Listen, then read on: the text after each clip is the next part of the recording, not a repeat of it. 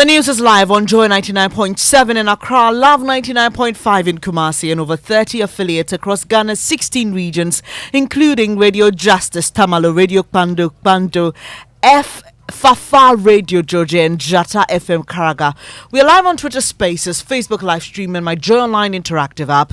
The Midday News is sponsored by Petrosol, your clean fuel in full quantity. Petrosol, always a delightful experience, and Duraplast Ghana Limited, producers of quality PVC and HDPE pipes and water tank. Where Duraplast goes, water flows. Coming up, locked out of school for being late after going for dialysis.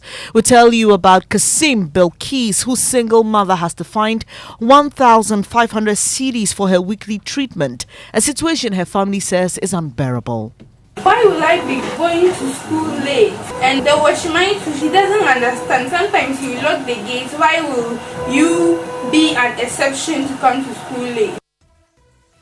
More as we build up to our thought leadership events focusing on Ghana's dialysis crisis. Also, police on manhunt for a lone robber who has been terrorizing residents of some affluent communities in Accra after CCTV footage of his activities emerged on social media. We'll hear from the residents who say the police is acting too late. You wake up, you don't even know who is next to be robbed. You don't know whose life is going to be taken.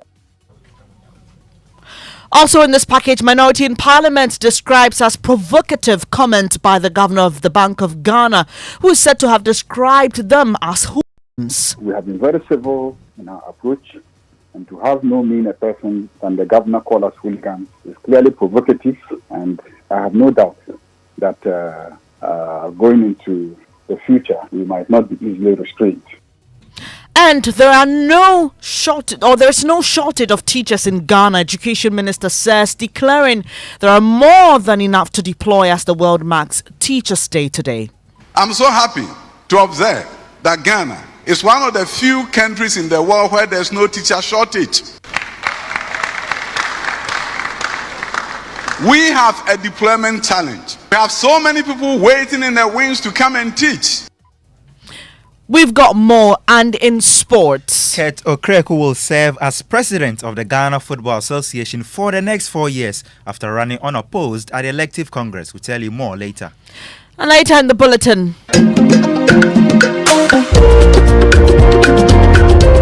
7 private schools talk tough as they get special invitation to the National Science and Maths Quiz tomorrow. You know, even with the fear, we were able to overcome. How about without the fear? No, you don't find them as threats. Expect from us a showdown one. We will give everybody a mind-blowing competition.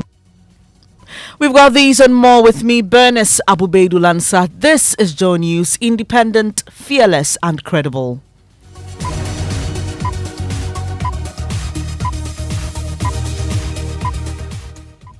Thanks for your company. The details now. Kasim Bilkis is battling a kidney disease and goes for dialysis 3 times a week. Sometimes she's locked out of school for being late as a result of going for that procedure at the Upper West Regional Hospital.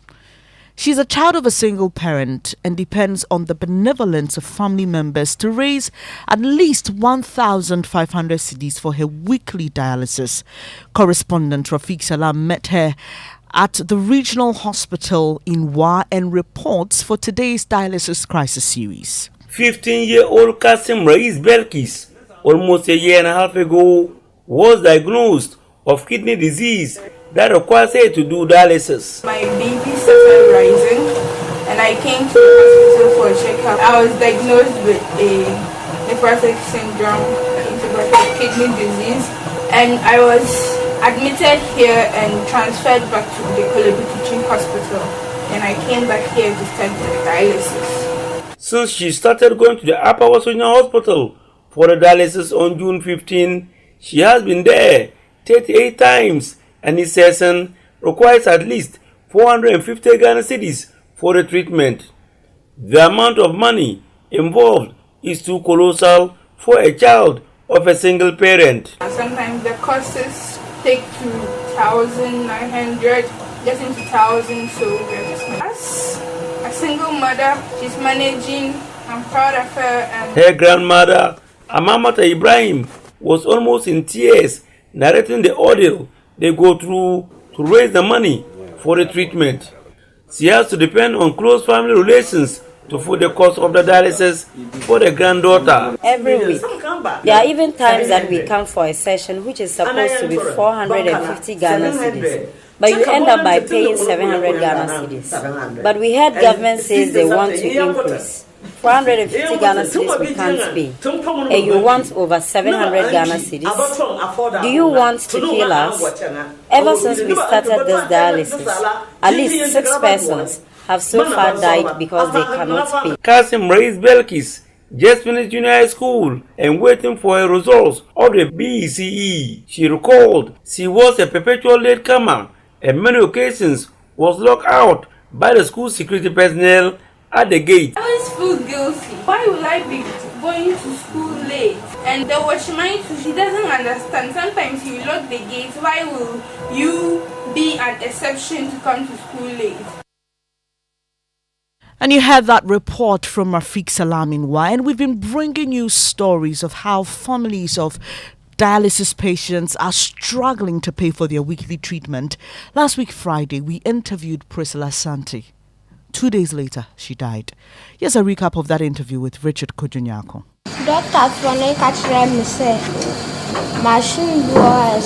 doctors told me I have to be on the machine. And I have to be on that machine either twice or thrice a week. And my mom and dad do not have money either.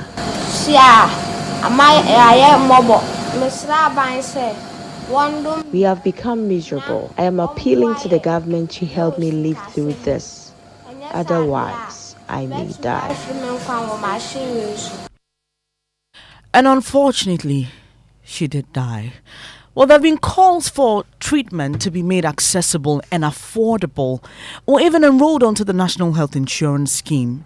But what is the most feasible way to go about this so that lives will be preserved? Well, we've put together an array of stakeholders to discuss this issue tonight.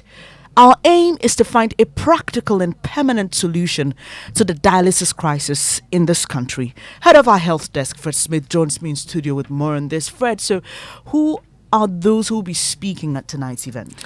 Well, Bernice, will be a prestigious gathering of all the experts and persons affected by this. In fact, all of us are affected. If it's not you, it will be someone you know.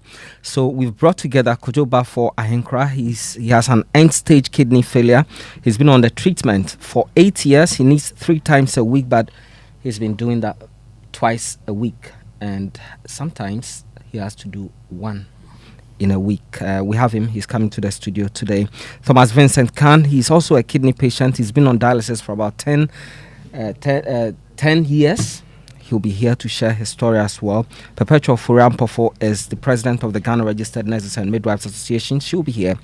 And then we have Dr. Titus Bayu, until recently the General Secretary of the Ghana Medical Association. He'll be with us. Kwame Saponsiedu, we know him. He's an advocate, pharmacist by profession. He's a fellow with the CDD, and he's joining us for the conversation. Professor Samson Entry is president of the Kidney Association. James Makion Amwa, he's a nurse, senior nursing officer at the renal dialysis unit of the Kolibu Teaching Hospital. And you know all of these things started from that facility.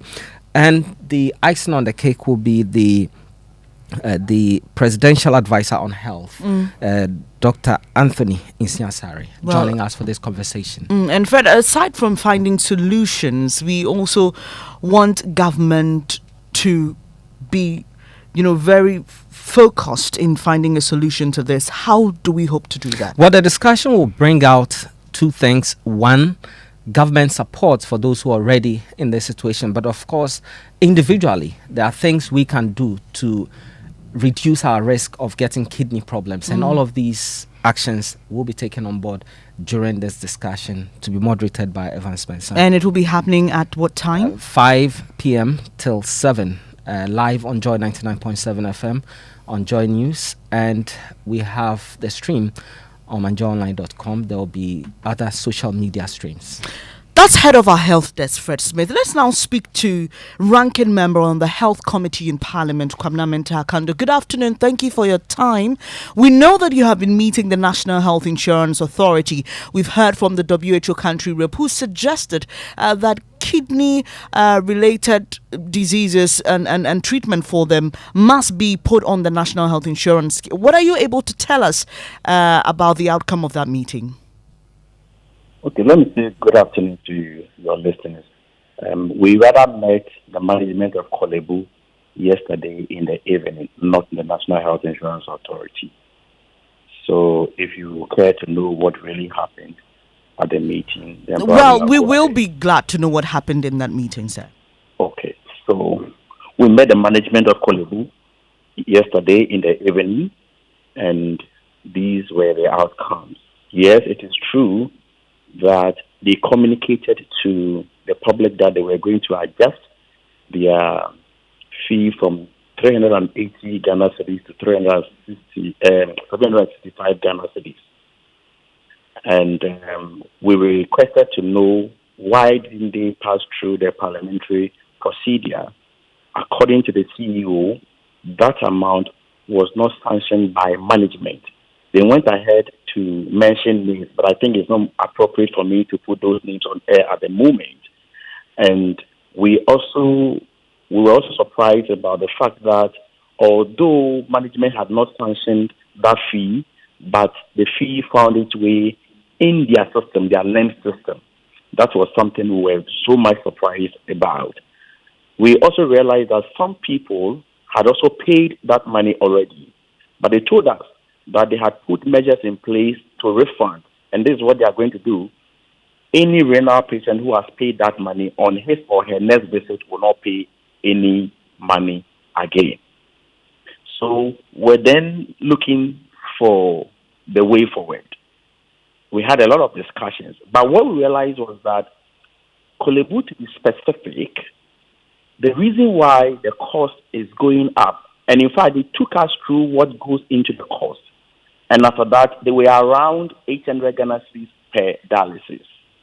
What we realized was that the machines they are using at the moment at Korle-Bu was not bought by government. Okay. So they had signed an agreement with a manufacturer of a dialysis machine.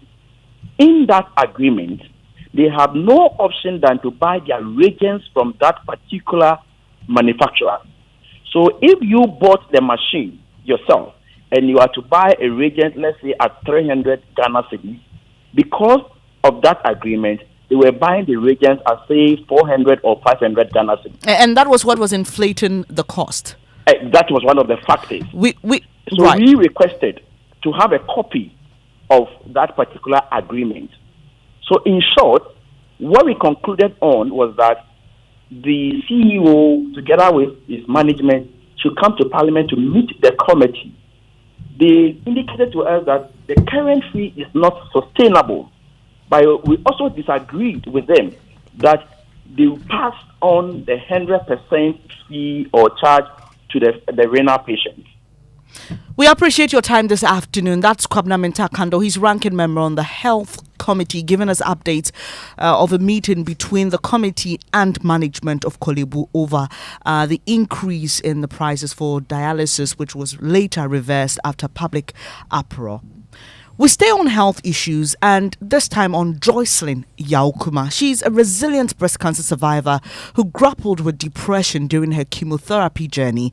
It was the unwavering love and support of her children that gave her strength, inspiring her not only to persevere but to extend a helping hand to others in similar situations. Today, Joycelyn has founded the Sunflower Breast Cancer Support Group, where she uses her story to uplift and empower fellow fighters on their journeys to recovery. The changes I had was just like I had aged like 20 years my age. My whole hair was gone. At a point I was depressed. I gave up on myself. I locked myself in the room. I refused to go out. And I just heard this voice that was like, so even if you die, why lock up yourself in the room and leave your kids out there? If it's 1 hour, why won't you have that moment with them so that they can cherish that moment? Back in Korle-Bu, every Tuesday and then Thursday, I go to the surgical chemo unit Okay. And I share my story to encourage them that I've been through it. They should look at the transformation before and after, and that there is hope.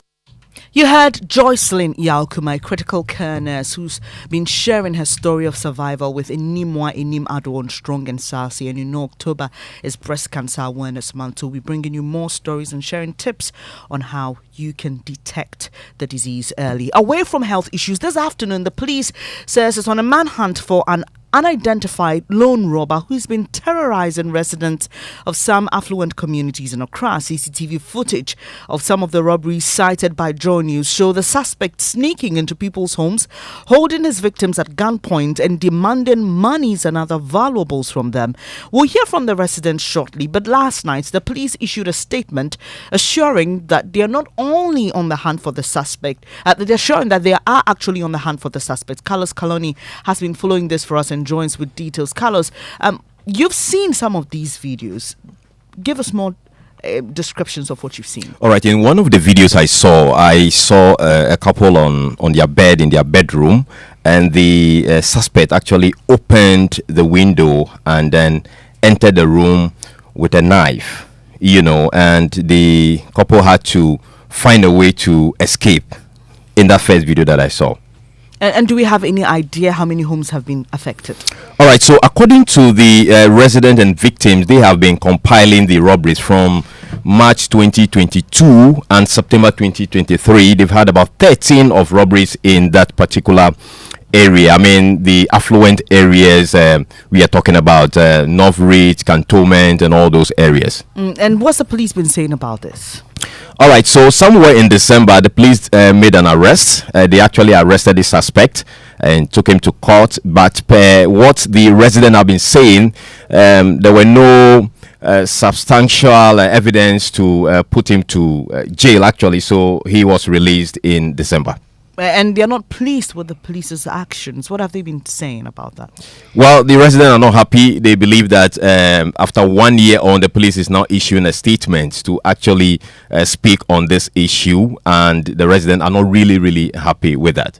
He comes in a face mask, in a black face mask, and then he has this black, is it a hat or something?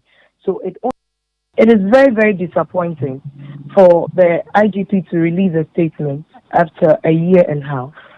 I mean, it would have been enough if he released it immediately after. His attention was brought to it.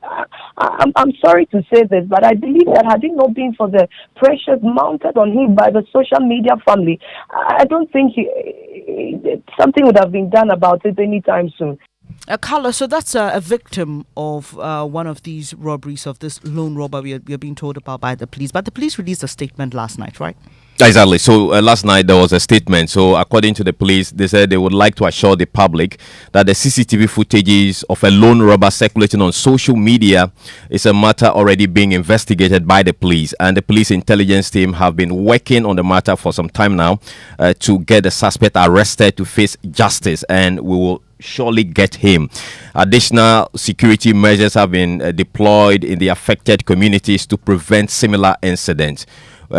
So that's been the statement from the police since last night. Thank you, Carlos. This is the Midday News on Joy 99.7 FM. To some other stories now, Minority Leader Dr. Cassie Alatofosin says the Governor of the Bank of Ghana, Dr. Ernest Addison's description of the minority as hooligans is a declaration of war.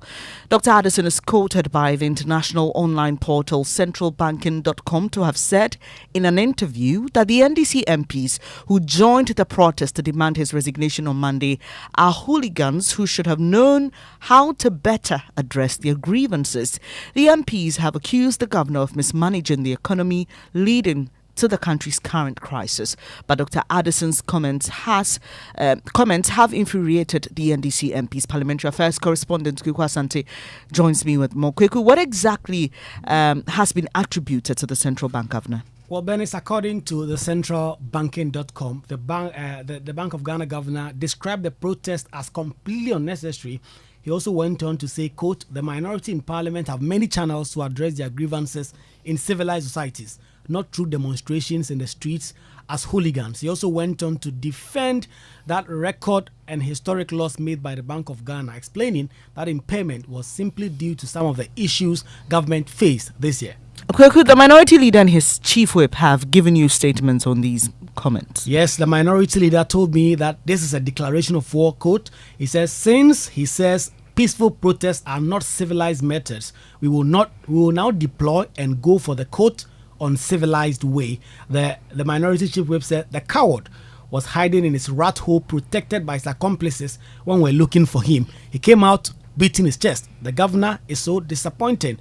We carried a very peaceful demonstration, but you should expect more action. Now, there are more reactions. NDC MP for Boku Central, Mahama Yariga, has described the comments as loose talk and provocative. He's warning there's even more coming to pile pressure on Dr. Ernest Addison and his deputies to resign. We have been very civil in our approach, and to have no meaner person than the governor call us hooligans is clearly provocative, and I have no doubt that going into the future, we might not be easily restrained when we come after the governor and his deputies. We were very civil. We did everything within the rules. We spoke to the police. We met the police. The police took us to court. We went to court. We complied. The demonstration was the most successful and peaceful. And after that, the central bank governor called us hooligans because we were being very nice. Well, I can assure him, and I've said it, since he has officially tagged us as hooligans, we will see how our future protests will look like. There are those who say that, this is like a declaration of war on the minority side because the governor did not mince words. He's officially tagged us as hooligans, so I'm saying that we will respond adequately. Clearly, the other ways that he says we can use, we are using them and he's not being responsive. So can you blame us if we resort to public protest? He has no explanation for what he's doing. He has no explanation for the way that he has destroyed the finances of the country. And so he can begin to speak loosely, the way that he's speaking. But I can assure you that we will meet him in equal terms.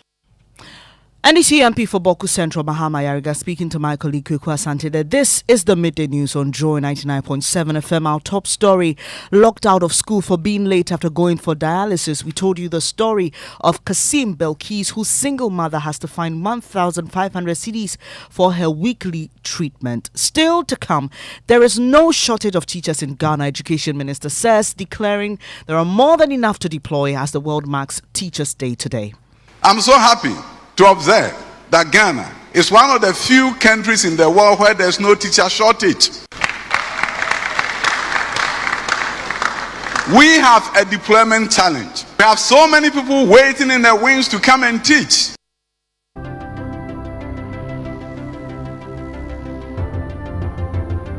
When budgets are tight and money difficult to come by, you want to be sure you get the best value for your money. These are not times to be spending money fixing expensive engine problems because of cheap fuel and lubricants. Drive to a petrol source station today and buy your quality fuel and lubricants, and rest assured of fuel that lasts long and lubricants that prevent expensive engine problems. Hear the sound.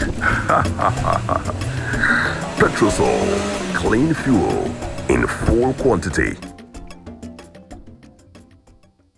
It's a Golden Jubilee celebration. The Ghana Association of Medical Laboratory Scientists mark 50 years of breakthroughs and innovation in healthcare. Under the theme, 50 years of medical laboratory services impact on healthcare delivery systems in Ghana, prospects and challenges, this 50th anniversary will be marked as follows. Day 1, October 13, Grand Durbar at the Accra International Conference Center. Day 2, October 14th, Association activities at the National Secretariat site, Kaswa. Also, there will be book launch, dinner and awards night in the month of November. For sponsorship and enquiries, contact the event organizer on 0244 360413 or the GALM Secretariat on 0558 521561. GALM's Service to Humanity.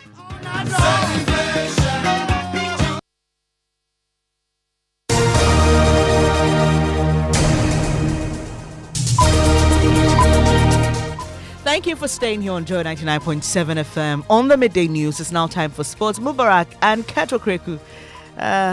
Yeah, another 4 years for the big man. He's GFA president again. Yes. Elect. Yes, running unopposed. Okay, he secured 117 votes out of the 120 delegates present at the elective congress in Tamale. Our man on the ground, Razak Musbao, monitored the proceedings and has this report.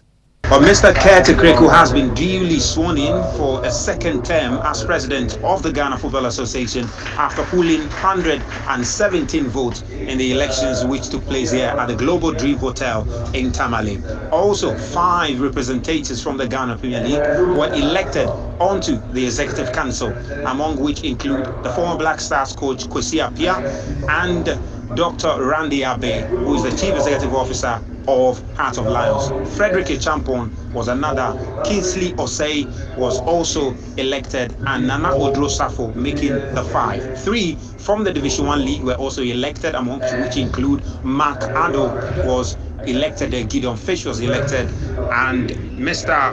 Eugene Noble Amo was also elected as representative on the Executive Council. 1 from the Women's Premier League, Mrs. Gifty Owari Mensah, was also elected onto the Executive Council to steer the affairs of Ghana football for the next 4 years.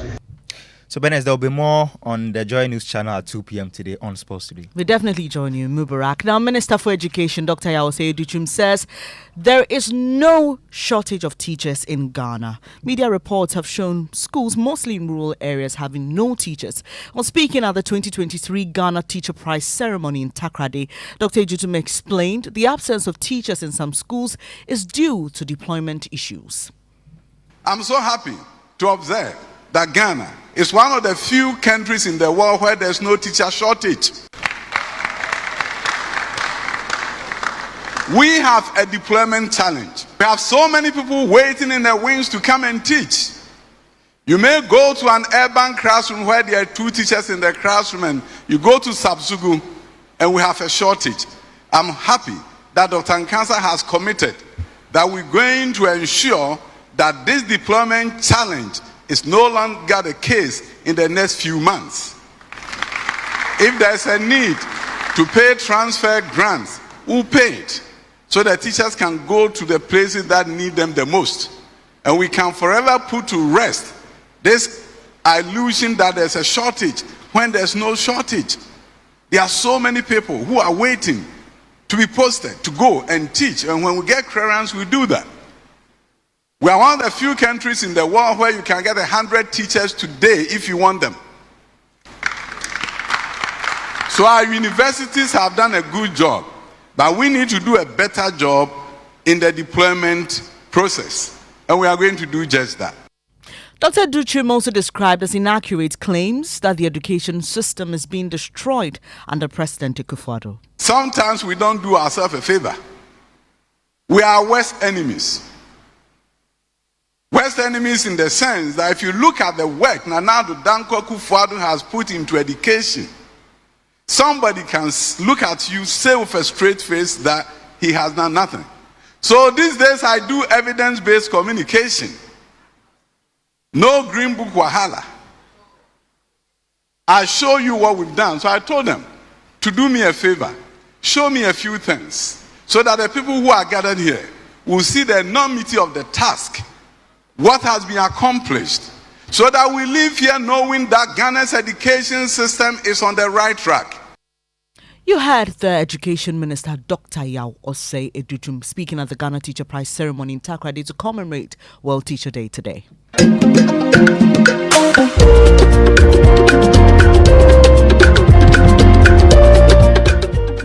In 2018, the course the Santa set on the Akateches of Opokuwari School, defeating them to qualify to the 1/8 stage of the National Science and Maths Quiz. Sunrise Christian SHS is back into the competition with 6 other private schools. Emmanuel Bright Kweku has been interacting with some of the contestants who are promising to cause greater upsets this year. Sunrise, ethanoic acid, exhibits the same molar unit in the vapor phase as in an aqueous phase. False. It's false. Over the years, the whole base school has proven their worth in the competition after toppling the likes of Holy Child School and Kumasi High School in 2021. This year's contestants could be no different as they promise a mind-blowing showdown. For this competition, we are taking each competition one after the other. And for our first competition, we expect from us a showdown one. We will give everybody a mind-blowing competition. We work for excellence. Having traveled all the way from the Upper West region, Louis Rutten and Region Troppen are ready to make history. We are going to be meeting Wesley girls in your category. How do you see that contest? It looks tough. That's what people say, but we are very confident and we know that we'll do our best and our best will be able to sail us through. St. Andrews Senior High School. Although this may be the first national experience for many of these schools, St. Andrews College is not perturbed. You know, even with the fear, we were able to overcome. How about without the fear? No, we don't find them as threats. Given the glaring evidence of experience clutching trophies for past winners, time and chance only can tell the fortunes of these students. For Joy News, my name is Emmanuel Bright Kweku. Do stay with us here on Joy 99.7 FM and on the Joy News channel as the preliminary stage of NSMQ 2023 begins tomorrow. Thanks for your company on this edition of the Midday News with me, Bernice, Abu-Baidoo, Lansah. The Midday News is brought to you by Petrosol, your clean fuel in full quantity. Petrosol, always a delightful experience, and Duraplast Ghana Limited, producers of quality PVC and HDPE pipes and water tank. Where Duraplast goes, water flows. Our top story was about Kasim Ricebill Keys, who is sometimes logged out of school for being late after going for dialysis. Don't forget, today at 5 p.m. we have our thought leadership on Ghana's dialysis crisis and the solutions to that problem. There's more news when you log on to myjoyonline.com. Have a good afternoon, but do stay with us, please. Up next is Living Word with Pastor Mensa Otabil.